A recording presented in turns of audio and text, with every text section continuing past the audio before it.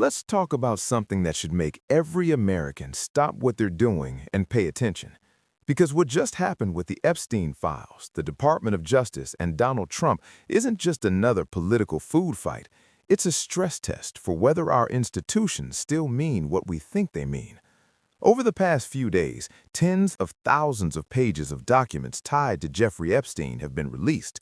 Survivors have waited years for this moment, journalists have waited years, and the public has waited years to finally see what was buried behind secrecy, sealed court filings, and quiet settlements.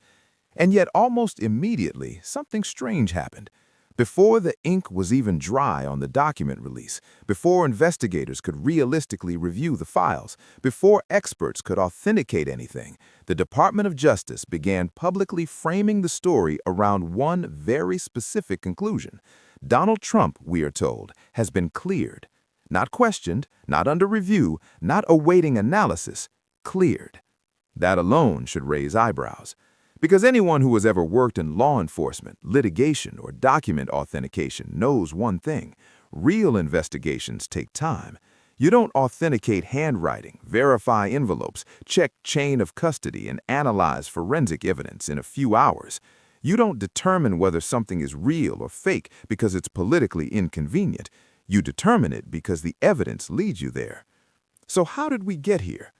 One of the focal points of this controversy is a handwritten letter attributed to Jeffrey Epstein, a letter that allegedly makes reference to Donald Trump. Almost immediately after it became public, the DOJ began casting doubt on its authenticity. That alone isn't suspicious. Questioned documents deserve to be questioned. But then the messaging went further. Instead of saying, "We are reviewing this," or "We are analyzing this," or "We are waiting for forensic confirmation," the public was told that Trump had been exonerated. That's a legal term, and legal terms matter. Exoneration is not what you say when you're still investigating. Exoneration is what you say when a process has been completed. So here's the question: what process was completed? Handwriting analysis alone usually requires months. It involves comparing ink, paper, known samples, pressure, stroke order, envelopes, postal marks, chain of custody, and historical records. None of that happens overnight, not in the FBI, not anywhere. And yet we were told, with confidence, that the letter was fake and Trump was cleared.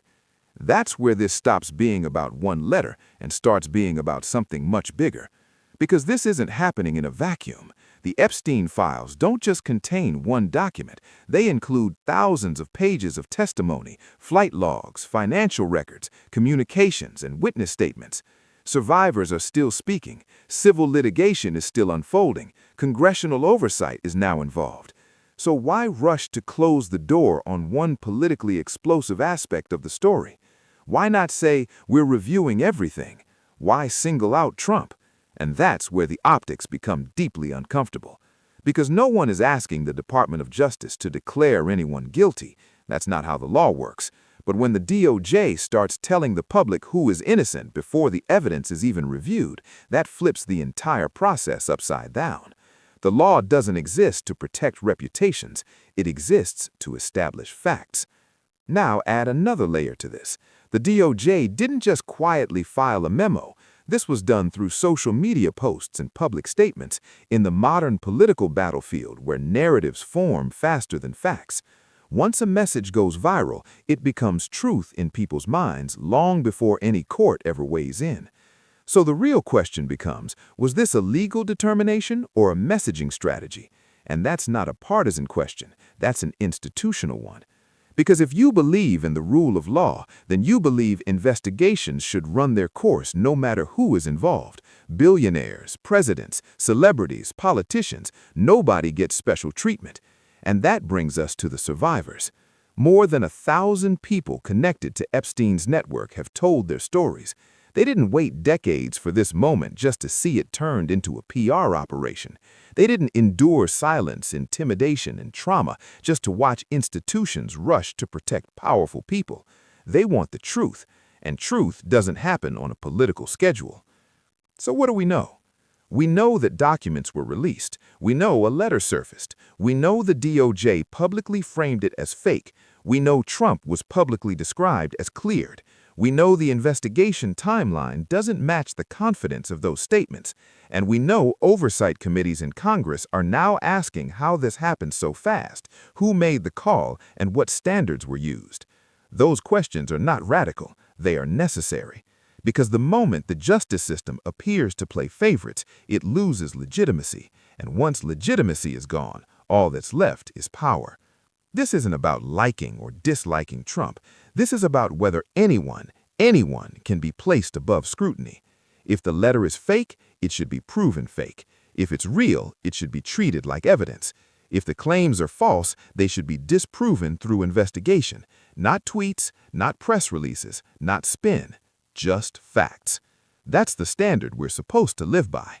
But when the DOJ seems more eager to manage the narrative than to conduct the process, people notice.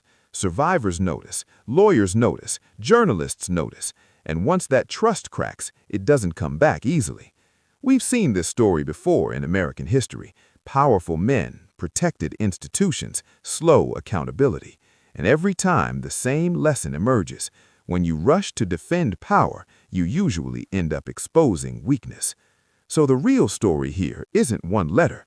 The real story is whether the justice system will treat this case the same way it would if no famous names were involved, whether the Epstein files will be examined for truth or filtered for convenience, whether accountability still matters in a system that increasingly feels like it serves the few instead of the many, and whether we as the public are willing to demand better. Because justice isn't about who you like, it's about what you can prove. And right now, far too many questions remain unanswered.